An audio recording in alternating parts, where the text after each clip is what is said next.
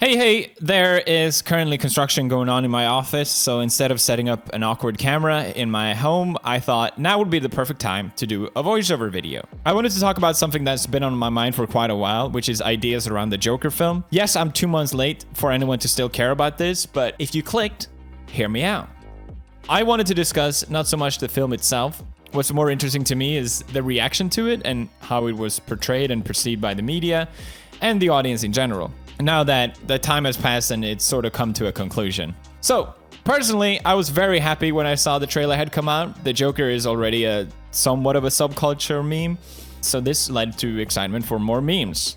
But I was mainly excited because it starred one of my favorite actors, Joaquin Phoenix, which, seriously, why is it not called Joaquin Phoenix?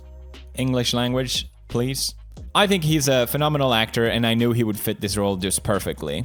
A quick side note here is that in the previous film that featured the Joker in Suicide Squad, the performance was by Jared Leto, which was a questionable display.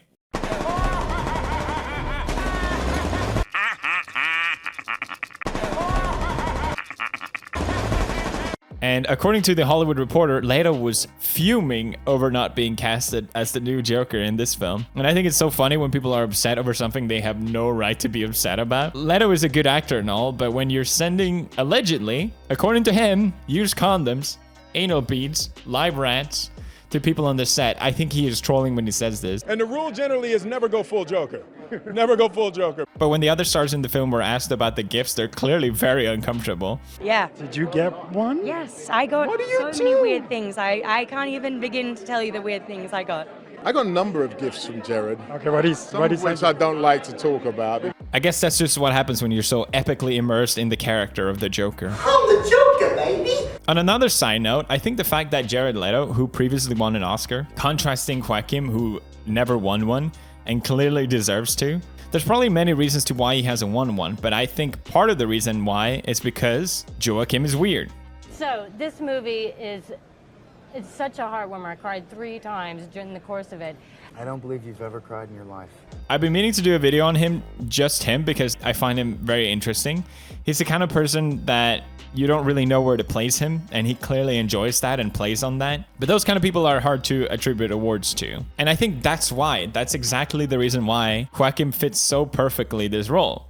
Anyway, the trailer came out, it all looked great, people were very excited. But the media's reaction slowly started to become weird, talking about how Joker is a dangerous film, bringing out the worst of the internet, talking about how killing Rampage would encourage copycat attacks, talking about its dangerous message or incel culture, male rage. The list went on. It went on so much that Todd Phillip, the creator of the film, even had to step in and say publicly, hey, I really think there's been a lot of think pieces written by people who proudly state they haven't even seen the movie, and they don't need to. I would just argue that you might want to watch the movie, you might want to watch it with an open mind. That's pretty fair that you at least watch the film. The point here being, people were sure this movie somehow glorified incel violence or even white rage was mentioned. It went so far that even during a press interview with Joaquin Phoenix and The Telegraph, they asked Phoenix directly, are you concerned that the Joker might perversely end up inspiring exactly the kind of people it's about, with potentially tragic result? Joaquin walked out and left the interview. And he went even worse from here. The US military issued a warning to troops about the premiere even. It was almost as if media was bracing for impact that something bad was gonna happen. But then the movie finally came out and, surprise, it's a movie about mental health. Unfortunately, this didn't change the narrative from media that it was still a dangerous film. But I think what the movie seemed to have mostly inspired was to have a bunch of kids dancing at a staircase.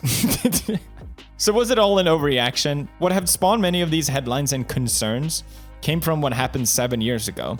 In 2012, Aurora, Colorado, a shooting which took place at a movie theater. But it wasn't just any movie theater, it was during The Dark Knight Rises, the Batman film. And the terrorist had red dyed hair, and it was told that the shooter called himself Joker. So maybe the media's criticism over its film's release wasn't unfounded then, except this wasn't the truth. According to the district attorney, it never happened. Colorado officials have attempted to clarify for years that the terrorist never referred to himself as the Joker. Quote, the story has persisted because it fits the narrative so cleanly. Of course the crazy-haired colored guy who shot up the Batman premiere thought he was the Joker, of course. And yet, it has no connection to reality. The narrative about the Joker association with violence was false. The film's Dark Knight was targeted because it was the biggest movie premiering at the time. There was nothing more to it. But despite all the negative press that a recent Joker film received, the movie was still a huge success.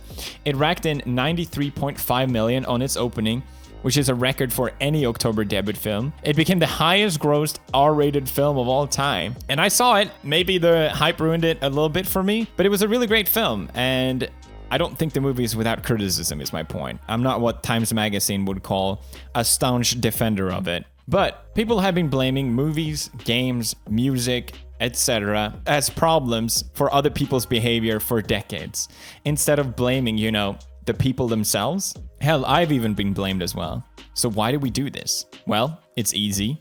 Emotions run high. It's hard to think rationally. You want an easy solution to a complex issue. But I would argue it's time to be more responsible and look at the bigger picture. The reality is that hate isn't going to stop existing. I'm not going to pretend that I know how to stop hateful acts from happening, but there are two things about hate that I do know. Number one, it feeds off reactions. This may seem like an obscure example, but during World War II in Japan, there was a big concern by people that most of its beautiful and culturally valued structures would get destroyed by the fire bombings that went on. In Kyoto, where one of the most beautiful structures resides, which is the Golden Temple, was miraculously preserved throughout the war. But ironically, the temple was destroyed shortly after the war ended anyway, and it wasn't from any war or bombing.